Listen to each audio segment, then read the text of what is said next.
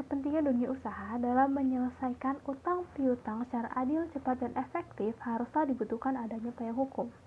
Pilot merupakan salah satu cara untuk menyelesaikan piutang.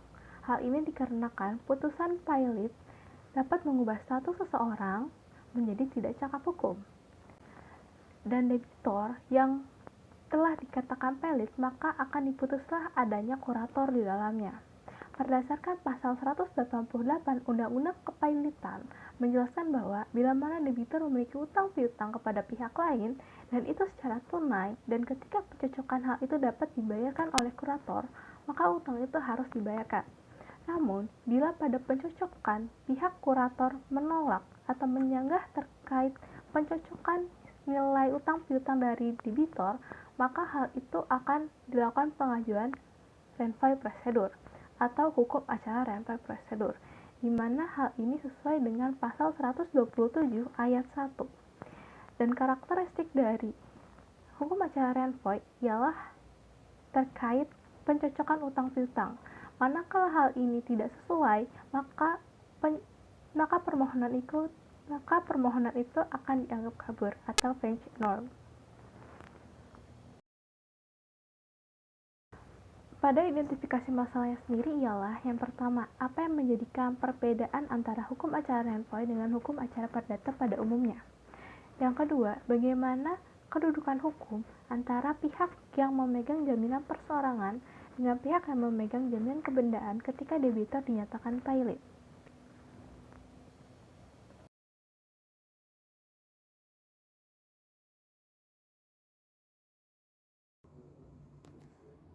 Kasus posisi PT Unilever Indonesia Tbk merupakan perusahaan Indonesia anak dari perusahaan yang sebelumnya bernama Lever Z Febrian NV.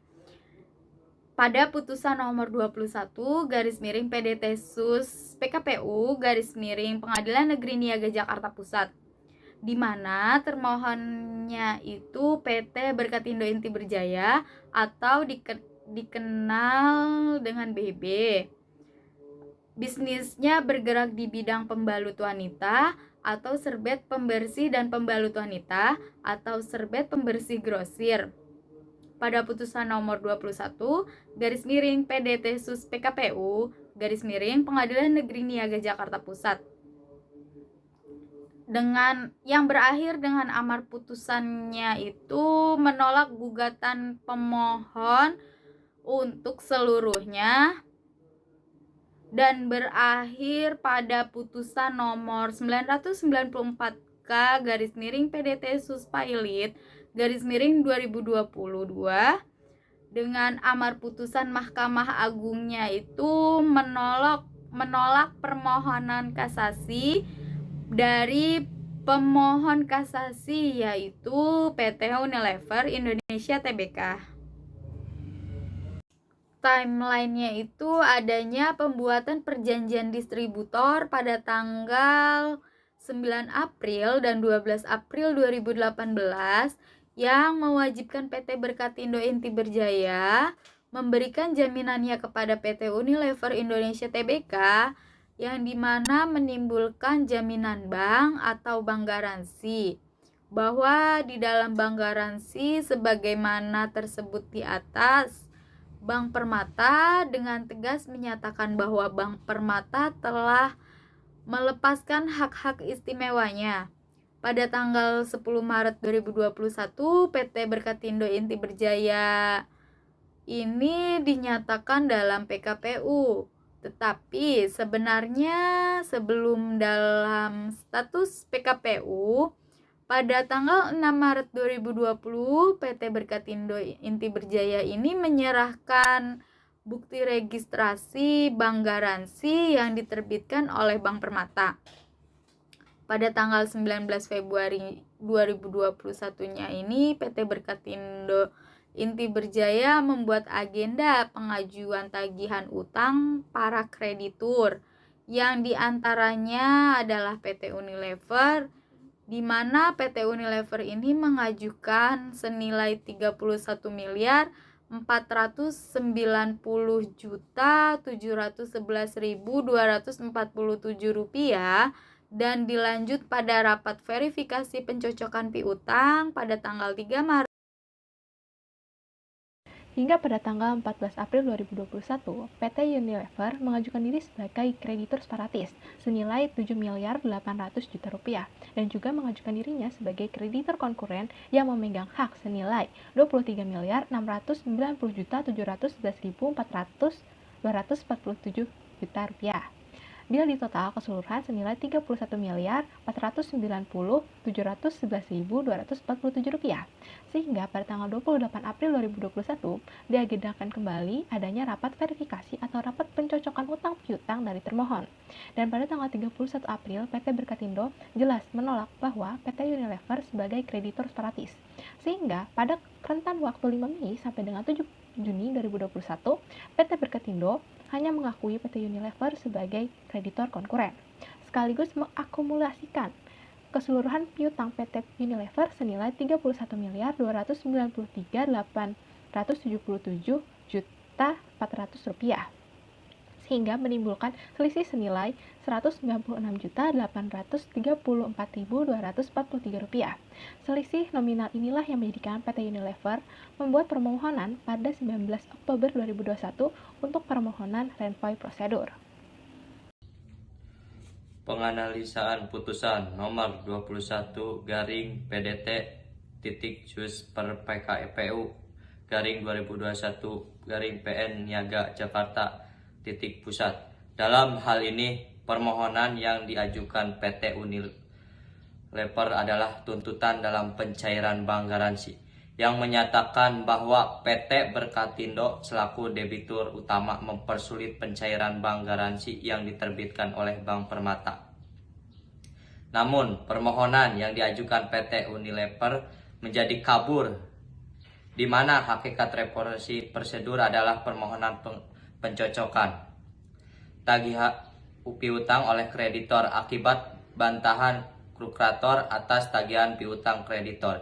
Sebagai hasil dari pencocokan piutang, adapun hal yang lain menjadikan permohonan renpol PT Unilever ditolak adalah bila mana PT Unilever menginginkan pencairan dana yang dirasa mempersulit, maka seharusnya dalam permohonan dicantumkan Bank Permata selaku penerbit bank garansi, sehingga permohonan yang diajukan PT Unilever dianggap niet on pen kelipskar, sehingga gugatan permohonan menjadi error. Ini persona di mana terjadinya kekeliruan dalam klasifikasi kurang pihak plurium itis constantium yang menjadikan gugatan yang tidak dapat diterima.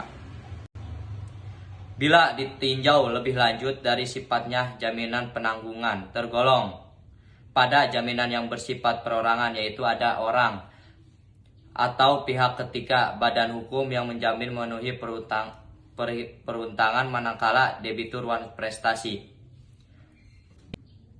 Bank garansi merupakan jaminan perserorangan yang mana pada pasal 1820 KUHP Perdata yang mengatur tentang penanggungan menyatakan bahwa penanggungan adalah suatu perjanjian dengan mana seorang pihak ketiga guna kepentingan si berpiutang mengikatkan diri untuk memenuhi perikatan isi berutang, manakala orang ini sendiri tidak memenuhinya. Adapun pengaduan bahwa PT Berkatindo wan prestasi kepada PT Unilever tidaklah dapat dibenarkan. Hal ini karena pada permintaan pencairan bank garansi oleh PT Unilever kepada PT Berkatindo, faktanya adalah PT Berkatindo tidak dapat memenuhi pembayaran. Dikarenakan dalam PKKPU berdasarkan pasal 1820 tersebut terlihat bahwa personal guarante atau perjaminan hanya dapat diminta pertanggungjawabkan apabila si berutang atau debitur utama tidak dapat memenuhi kewajibannya. Tetapi jika merujuk pada pasal 1832 KUHP Perdata pada angka 2 terdapat pengecualian terhadap penjaminan atau penanggung yang dapat langsung diajukan permohonan pernyataan pailit jika penjaminan telah mengikatnya dirinya bersama-sama si berutang atau debitur secara tanggung renteng, mengikat bahwa Bank Permata melepaskan hak istimewanya pasal 1832 KUHP Perdata, bahwa berdasarkan Dalam ini pertimbangan hukum telah menjelaskan bahwa permohonan bersifat prematur. Hal ini dikarenakan pihak termohon bukanlah wan prestasi, melainkan dalam pilot sejak 10 Maret 2021 dan bahwa gubernator dengan tegas menyatakan kepada PT Unilever bahwa Bank Permata telah melepaskan hak istimewanya.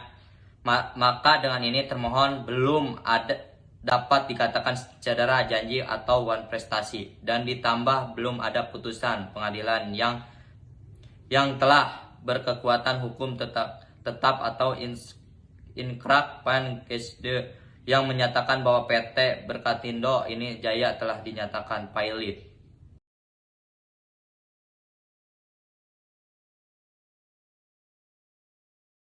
Oleh PT Unilever kepada PT Berkatindo menolak kasasi nomor putusan yang sama, yakni 21-PKPU/2021-PN Niaga Jakarta.PST yang diputuskan pada hari Selasa tanggal 5 Juli 2022 secara tegas telah mengakui bahwa pokok tuntutan permohonan kasasi, yakni untuk menghukum termohon kasasi untuk mengubah status pemohon menjadi kreditur separatis.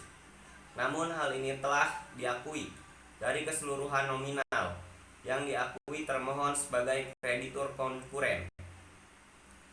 Sehingga dalam hal ini bukan merupakan alasan sah untuk pengajuan permohonan renvoy prosedur.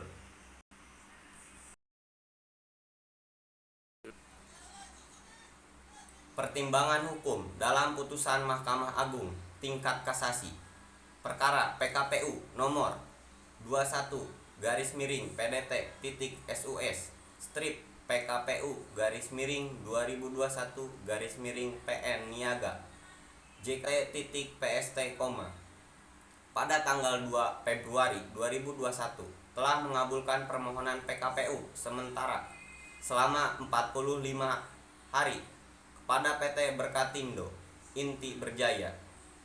Namun dikarenakan setelah putusan PKPU sementara telah dilayangkan dan mengingat bahwa kreditur tidak menyetujui adanya pemberian PKPU tetap, sementara batas waktu yang telah ditentukan telah habis dan tetap belum adanya pencapaian persetujuan rencana perdamaian, sehingga mengharuskan hakim pengawas harus menyatakan PT Berkatindo Inti Berjaya pilot pada hari berikutnya. Kesimpulan, bukti dan fakta dalam putusan nomor 21-PDT.SUS strip PKPU-2021-PN Niaga JKT.PST, didapatkan bahwa hakikat renvoy prosedur adalah permohonan pencocokan tagihan piutang oleh kreditur. Akibat bantahan kurator atas tagihan piutang kreditur sebagai hasil dari pencocokan piutang yang dilakukan kurator dan prosedurnya diserahkan ke pengadilan niaga. Kurator hanya bertugas untuk mengurus dan atau membereskan harta pilot.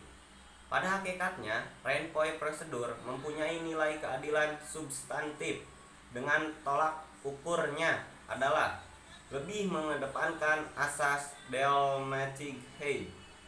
Maksudnya adalah dapat dimaknai bahwa putusan hakim tidak hanya menggunakan referensi hukum positif, tetapi dengan mengutamakan pertimbangan asas kemanfaatan menurut keyakinan hakim guna memulihkan hak para kreditur tersebut.